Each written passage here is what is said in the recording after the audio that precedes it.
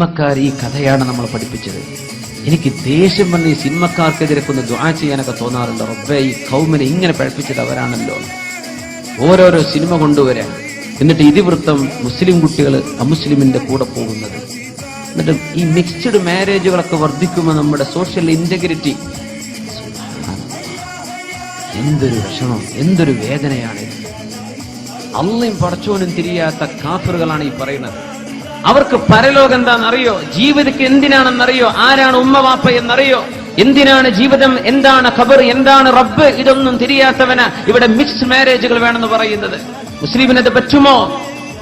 പറ്റില്ല. നമുക്കത് അംഗീകരിക്കാൻ പറ്റുമോ? ഇല്ല. ഇങ്ങനെ കണ്ടവന്റെ കൂടെ ഒളിച്ചോടാൻ വേണ്ടി പറഞ്ഞ ഈ സിനിമയിലെ നായകന്മാർ സ്വന്തം ഭാര്യ മറ്റുള്ളവന്റെ കൂടെ ഇറങ്ങിപ്പോകുമ്പോൾ അവർക്ക് സഹിക്കുന്നുണ്ടോ? ഇല്ല. നമ്മുടെ പെണ്ണുങ്ങൾക്ക് മാതൃക കാണിച്ചത് ഇവരാണ്. 100 സിനിമകൾ പുതിയെണ്ണായി അനുഭവിച്ച പെണ്ണ ഒരു കല്യാണം കഴിഞ്ഞപ്പോ 2 മാസം കൊണ്ട് അവൾക്ക് വിവാഹമോചനം അല്ലേ?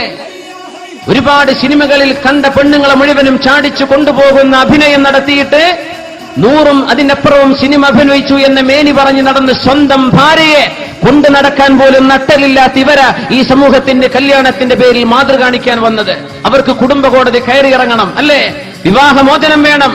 കുട്ടിയെ അവളോ ഞാനോ ആരാണിത്? ഇവരൊക്കെയാ നമ്മുടെ കുട്ടികളെ പഴിപ്പിച്ചത്. ഈ നടന്മാരാ നടിമാരാ നമ്മുടെ മക്കളെ പഴിപ്പിച്ചത്.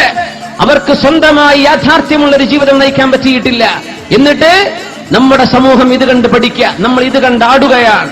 ഇവർക്ക് പോലും ഇത് സാധിക്കുന്നില്ല. നമ്മുടെ മാതൃക അള്ളാന്റെ റസൂലല്ലേ, ഹബീബിന്റെ അനുയായികളല്ലേ, മുസ്ലിമീങ്ങളായ സാത്വികരായ നമ്മുടെ മുൻഗാമികളല്ലേ.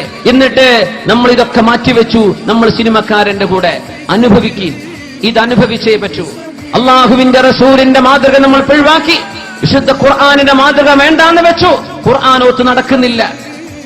അള്ളാഹുവിന്റെ ഹബീബിന്റെ സ്വഹാബത്തിനെ പറ്റി